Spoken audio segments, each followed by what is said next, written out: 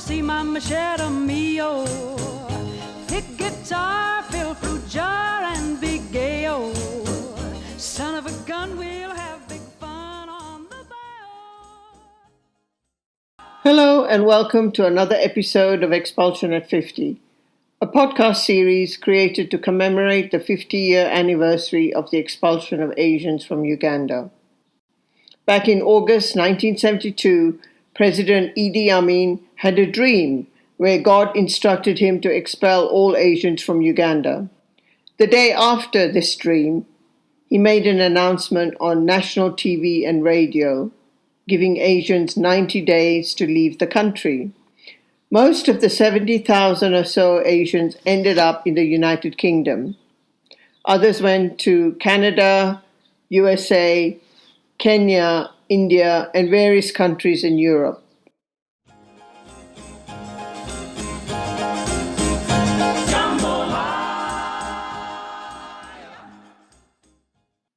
Curiosity is innate to being human. This is what happened to Claire Duende as she was crafting her novel, The Fortunicity of Birdie Dalal. Although she has no connection to Uganda, she found herself becoming more and more intrigued by the story of the expulsion. I hope you enjoy listening to our conversation. Well, goodbye, Joe. Me gotta go, me oh my oh. Me gotta go, pull the Piro down the bayou.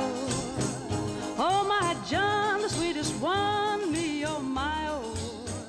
Son of a gun, we'll have big fun on the bayou. Personally, I have no connection to Uganda. I'm 63 now. I was 15 when the big expulsion came, and I remember so clearly the news with all these people arriving, and I will never forget the look in their eyes and the invasiveness of the cameras that would literally go up and sort of peering at their distress and being lost as they arrived in our freezing cold country. So it really did strike a chord with me then. And I've sort of seen over the years that, they've really done so well. And so that is one side of it, how I came about to be thinking about the expulsion. But that leads on to how I thought of this book and my stream of consciousness, which is rather a roundabout way of getting there.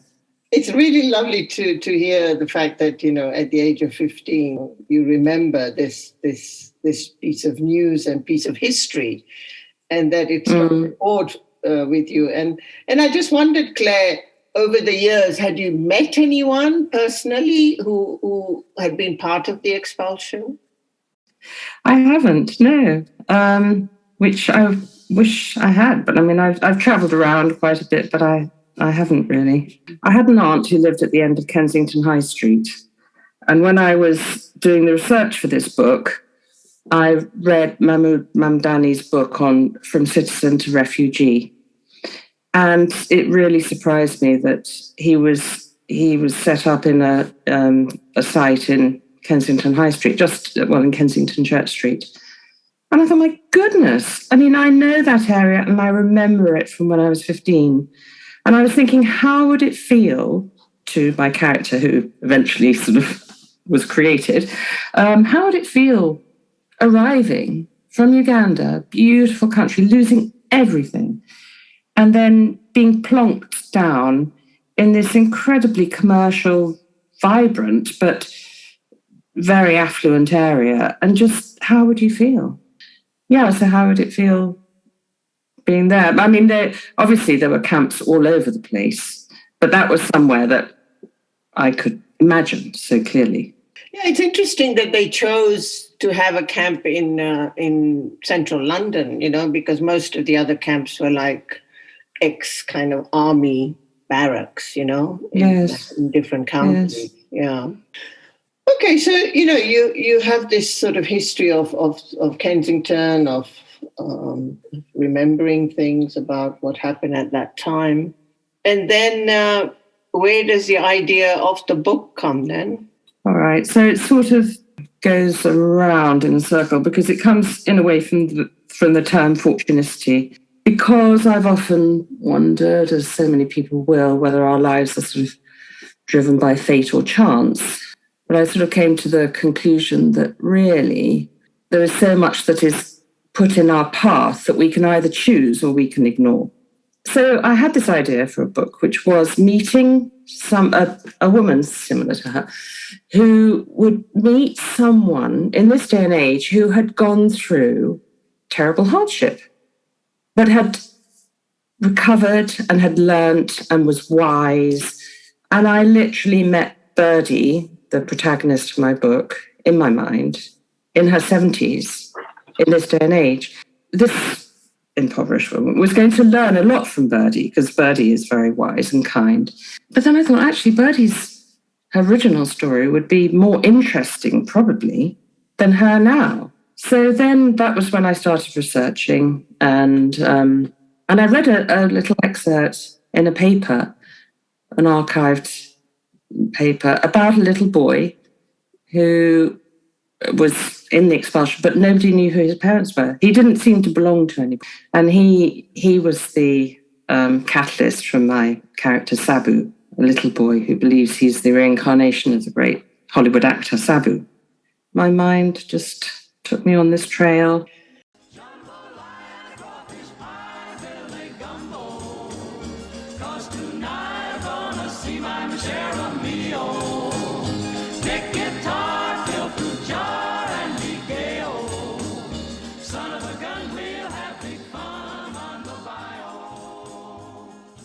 Okay, and then the word, what does that mean?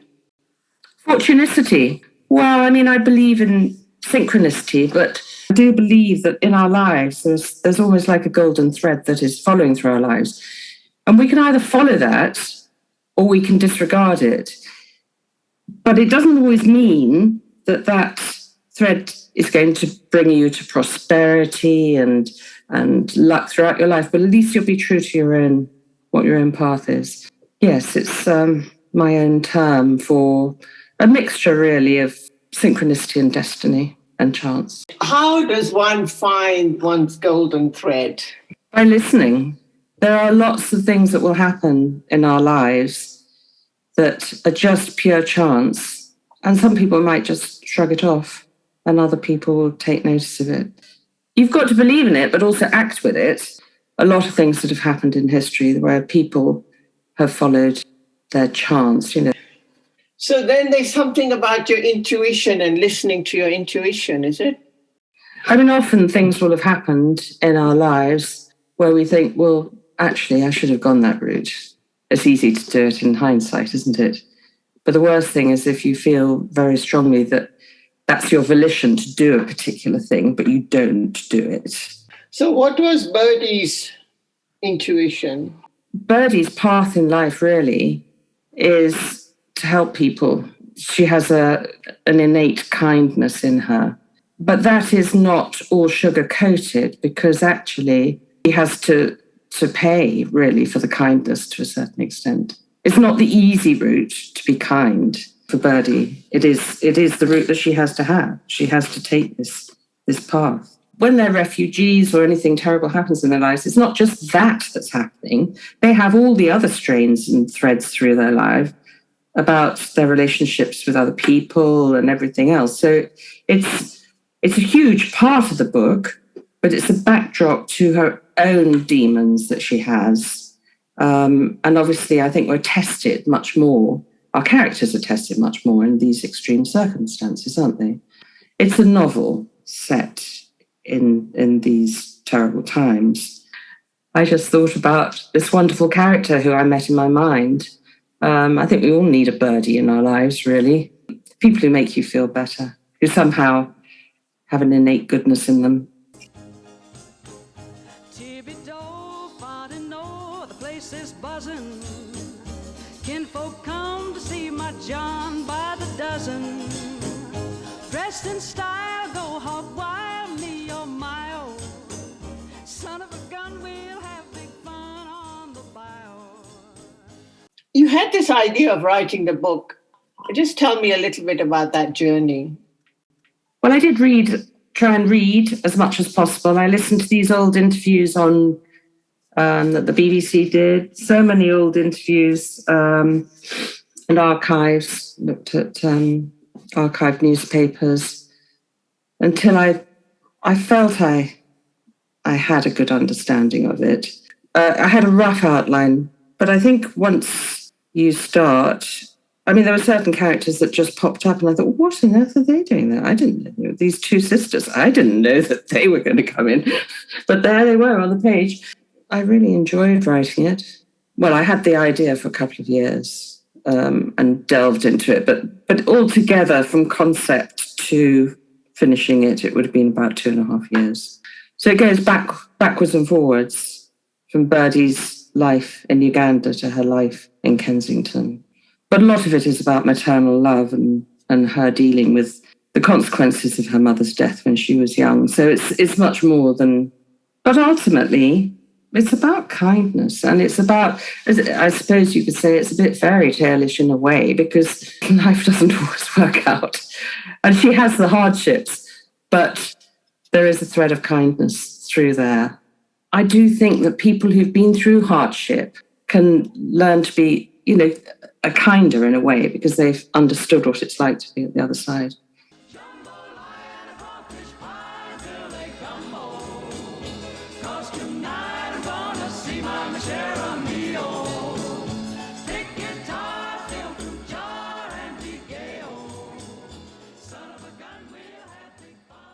So Claire, you self-published the book in 2020.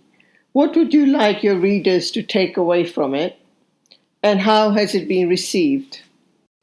Well, I'd like them to believe that there's always hope, because you can't really tell when things are really dire. You may feel that you're at the end of your tether, but there's always light at the end of the tunnel. And it's easy for me to say because I haven't been in those awful situations. All I can do is imagine, but I hear people telling tales of all different situations in their lives when it's just in the darkest hour, and then something comes, even if it's just something changes in their own mind, even if it's just chink of blue sky that suddenly lifts their spirits, and that we have to follow what we feel is our right path, and it's not always going to be the easiest one. Yes, I just want it to be an enjoyable read as well. Apart from hammering you over the head with, all the morals. I'm not a political animal, really, but I like to think I'm a humane animal. But yeah, I mean, I've had some nice comments from people who've read it, who've emailed me, who said that it's helped them feel better over lockdown. I mean, one good thing is quite a few of them said I had no idea about it. I didn't know about the expulsion.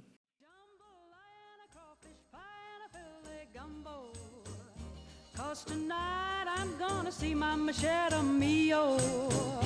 Hit guitar, fill fruit jar, and be gay. Oh, son of a gun, we'll have big fun on the bayou.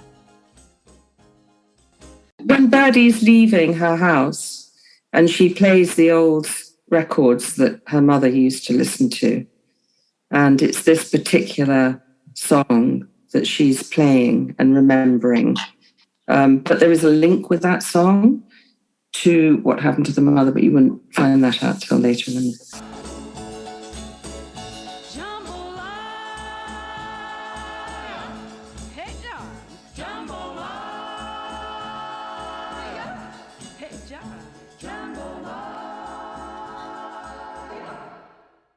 Do you have a story to share for this series? I would love to hear from you. Drop me a line.